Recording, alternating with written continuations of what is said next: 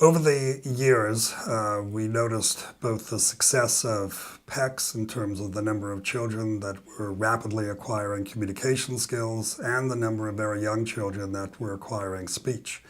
We also were observing that the pyramid approach was a very effective strategy in terms of getting young children to get into regular schools and older children to be successful both at home and in the community, getting jobs as they got older and older.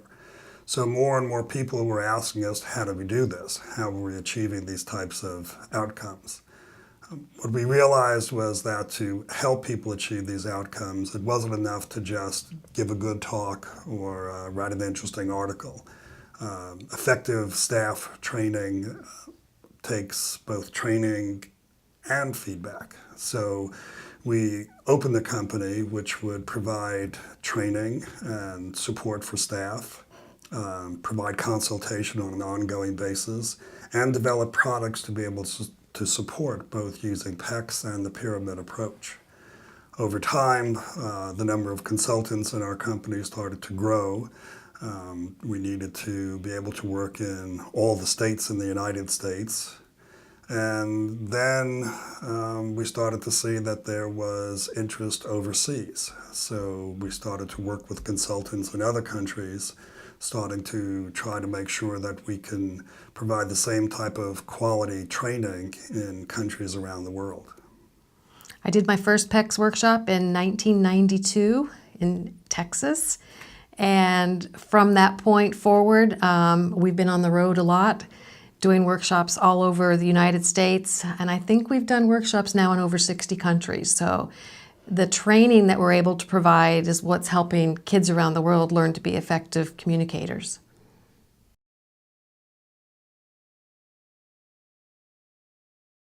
PECS involves making pictures, finding ways to make the pictures available to the kids, accessible to the kids. So in the early days, I was laminating pictures, putting Velcro on them, attaching them to communication books with Velcro. I was doing lots of Velcro cutting, and I was spending a lot of time with scissors and laminators.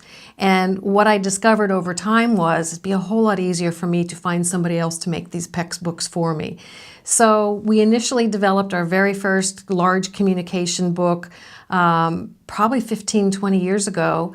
And what has happened over the years since then is we're able to put together a line of products that are affordable, durable, and are time savers for parents, educators, who want to be able to start using the pyramid approach and PECS as quickly as possible. So from our large communication book, our schedule boards, our help wait and break cards, those are all products that teachers and professionals and parents are able to pick up and start using right away.